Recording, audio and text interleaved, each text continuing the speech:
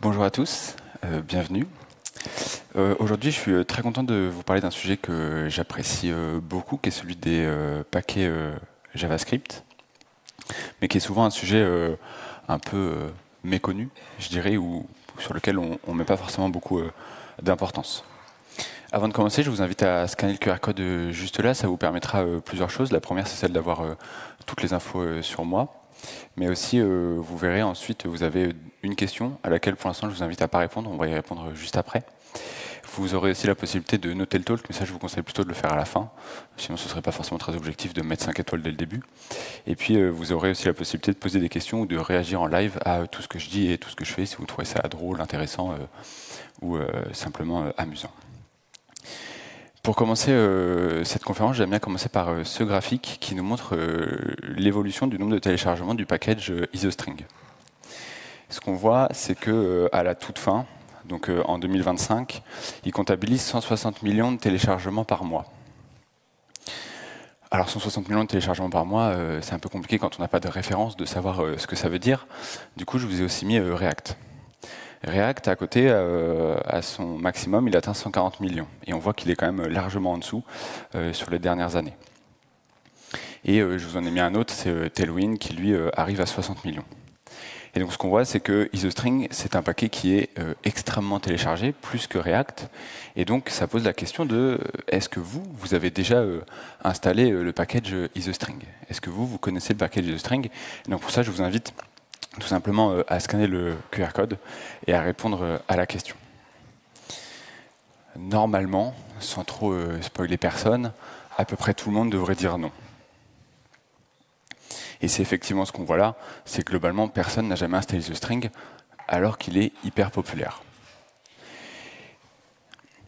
Et donc tout l'objectif là, des prochaines minutes, de la prochaine dizaine de minutes, c'est justement de vous montrer ce package IsoString, est-ce qu'il se trouve dans vos codebases, et est-ce que justement il n'y aurait pas moyen de le remplacer par quelque chose de plus intéressant. Parce que, on le sait tous, les non-modules, ça peut vite devenir très lourd, peut-être même la chose la plus lourde de l'univers, et donc on ne veut pas avoir des non-modules dans l'ensemble de nos projets sur nos machines qui deviennent tellement lourds qu'on n'ait plus de place sur nos machines. Mais avant d'aller plus loin, je me présente, je m'appelle Esteban, je suis ingénieur logiciel à Vunix chez MySpace. MySpace, c'est une filiale d'Ariane Group qui développe des lanceurs spatiaux partiellement réutilisables. Au-delà de ça, je contribue à pas mal d'environnements et d'écosystèmes, comme celui de Laravel, Vite, Vue et Nuxt. Donc je vous ai pris React au début comme exemple, mais ce n'est pas mon domaine. Et sinon, au-delà de ça, j'écris des articles sur des outils comme Pina Colada, qui est un équivalent à Tanstack Query, mais pour Vue.js, ou des articles sur Laravel, ou plus récemment sur les MCP. Et puis sinon, vous pouvez me retrouver un peu partout, le plus important étant mon site sur lequel vous retrouverez tout le reste. Donc je vous ai dit qu'on allait voir ensemble différents sites, différents outils qui vont nous permettre de mieux comprendre nos non-modules, pour justement pouvoir comprendre pourquoi est-ce que ça peut vite devenir la chose la plus lourde dans l'univers et comment éviter qu'on en arrive là. Le premier outil qu'on va voir ensemble, c'est Non-Modules Inspector, qui est un outil qui est développé par Anthony Fou, qui va nous permettre de visualiser ce qu'il y a dans nos non-modules. Alors, ce qui est intéressant, c'est que là, c'est fait via un site internet, et donc on va le faire via on va chercher le paquet IsoString, mais c'est aussi un exécutable que vous pouvez lancer dans vos projets à vous pour inspecter vos non-modules de vos projets, sans forcément que ce soit des paquets. Donc, ce qu'il va faire, c'est que, donc ça prend un peu de temps parce qu'il doit tout télécharger, mais ce qu'il va faire, c'est qu'il va lancer un web container, comme ceux de StackBlitz, et il va installer la dépendance, il va lire l'ensemble des sous-dépendances, et ensuite il va faire tout un tas d'analyses pour essayer de comprendre et pour nous donner des informations sur ce qu'il y a dans ce projet-là. Donc là, c'est ce qu'il a fait. Il a installé le projet, et il a lu tous les fichiers. Et ensuite, ça va nous donner tout un tas d'analytics, et il y en a quelques-uns qui sont intéressants, notamment si on se rend ici, le nombre de dépendances et de sous-dépendances qu'on peut voir sur le côté ici. Donc on voit qu'ici, quand on installe IsoString, en réalité, on installe 15 sous-paquets. Et ensuite, il y a une métrique intéressante qu'on va retrouver hop là, par ici, c'est quelle est la composition de ce qu'on installe.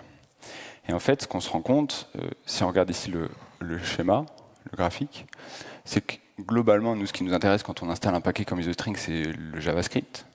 Et en fait, ce qu'on se rend compte, c'est quand on installe un paquet comme IsoString, la plupart de ce qu'on installe, c'est de la documentation, c'est des fichiers de test, c'est des DTS pour les types.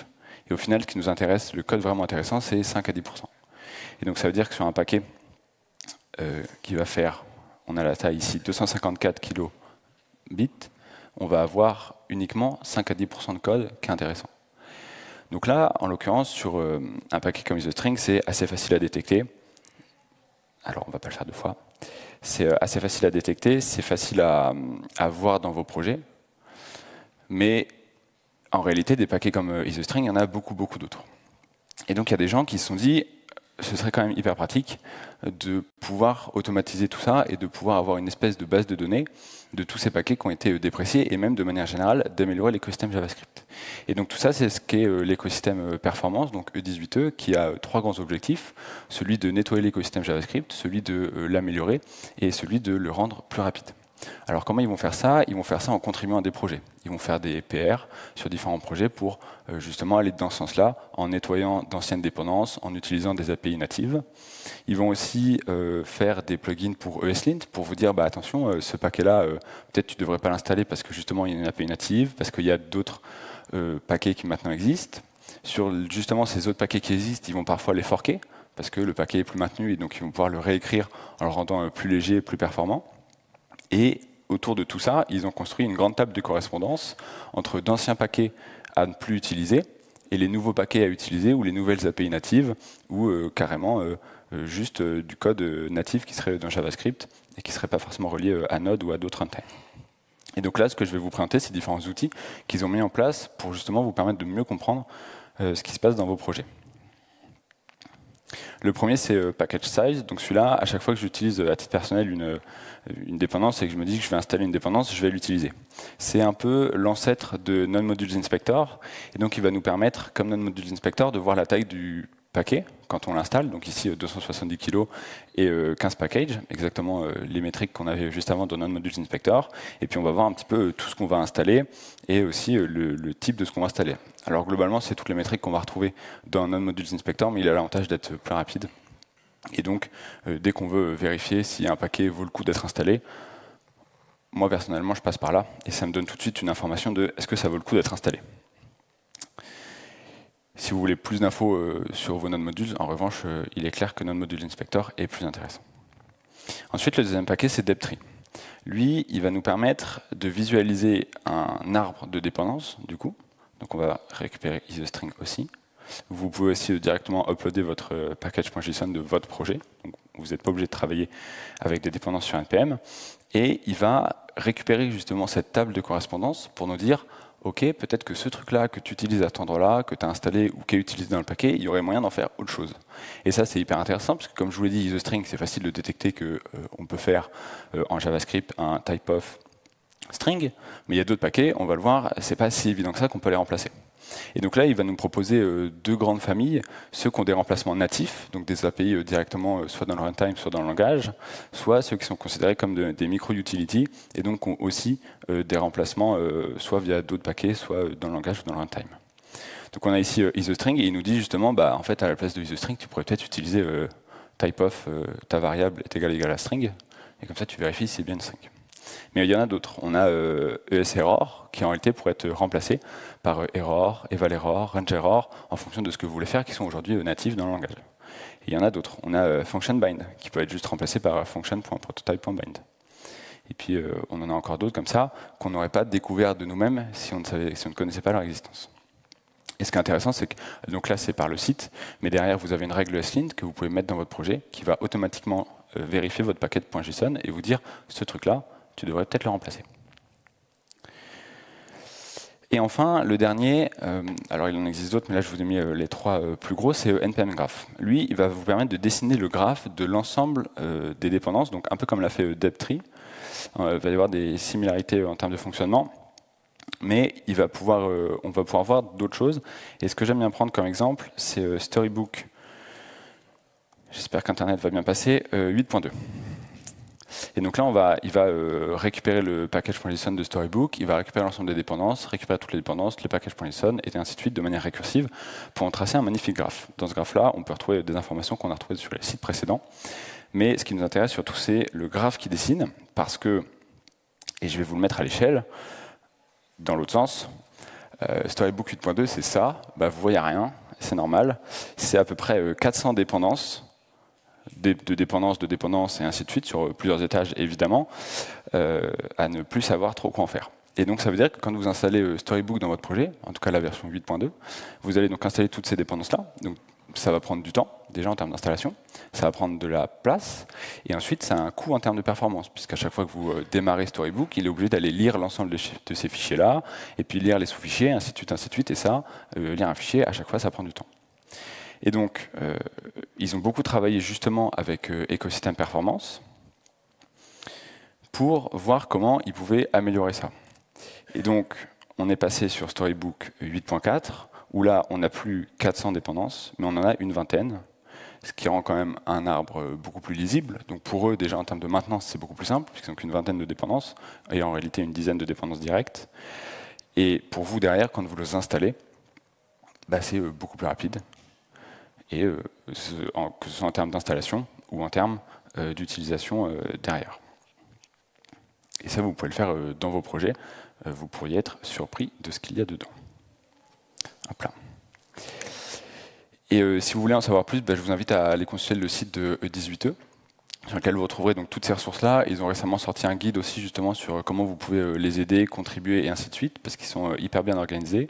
Vous pouvez aussi retrouver le module Replacement Repository, donc qui contient justement cette fameuse table de correspondance. C'est un gros fichier JSON qui derrière est réutilisé par les différents sites comme Deptree, ou même aussi justement par leur plugin ESLint qui vous permet automatiquement dans vos CI par exemple de savoir s'il y a des packages à changer ou pas. Et sinon, vous pouvez les rejoindre sur Discord. Ils sont hyper ouverts et ça vous permet de facilement savoir ce qu'ils font ou d'avoir plus d'infos sur de paquets. Merci à tous, c'était Esteban. Et si vous voulez laissez un feedback, c'est sur le QR code.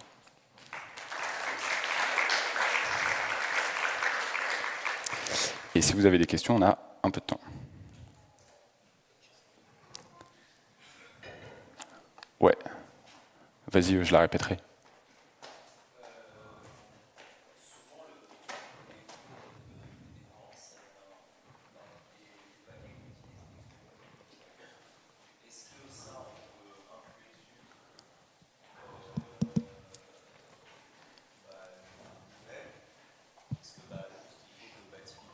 Est-ce que vous pouvez reposer votre question?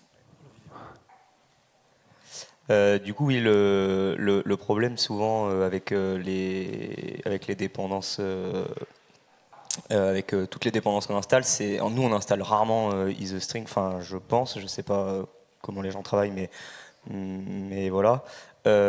À part si moi j'utilise Storybook et effectivement que eux ils font un travail sur tout leur package. Est-ce que vraiment, moi, je vais pouvoir améliorer le contenu de mes nodes modules avec ces outils, puisque souvent, on est quand même en travail très haut niveau, quoi. Enfin, ça dépend qui fait, mais voilà. Du coup, à ça, il y a plusieurs réponses. La première, c'est que évidemment, tu peux influer de manière assez simple. Tu peux aller contribuer au projet.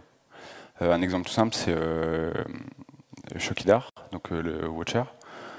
Qui a subi à peu près la même transformation, une vingtaine de dépendances, maintenant je crois qu'il n'y en a plus qu'une. Parce que justement il a travaillé avec ça, parce qu'il y a des gens qui sont venus et qui lui ont dit bah là t'es mignon mais en fait juste installe trop de trucs, alors qu'on pourrait faire beaucoup plus simple. Donc c'est venu de lui et c'est venu aussi de l'écosystème autour. Donc ça c'est la première chose. La deuxième chose c'est que tu peux faire aussi attention à ce que tu installes quand effectivement tu es au niveau, que tu as des projets au niveau, que tu développes un site web par exemple. Tu peux faire attention à ce que tu installes parce que IsoString évidemment il est assez simple, mais en réalité il y en a d'autres, notamment sur tout ce qui est de la coloration dans une CLI, ce genre de choses. Tu peux vite installer des trucs beaucoup trop gros pour tes besoins et sans forcément connaître des alternatives. Là tu connaîtras des alternatives. Et ensuite si tu es créateur, mainteneur de paquets, dans ce cas-là tu as aussi la responsabilité de ne pas installer tout et n'importe quoi. Donc tu peux contribuer à ton niveau, et justement ils ont sorti un guide sur comment tu peux contribuer à ton niveau, à différents niveaux, pour faire ça. Évidemment, c'est un travail qui prend énormément de temps, et tu ne peux pas en un claquement de doigts passer d'un gros package.json à un tout petit, mais petit à petit, on peut travailler là-dessus.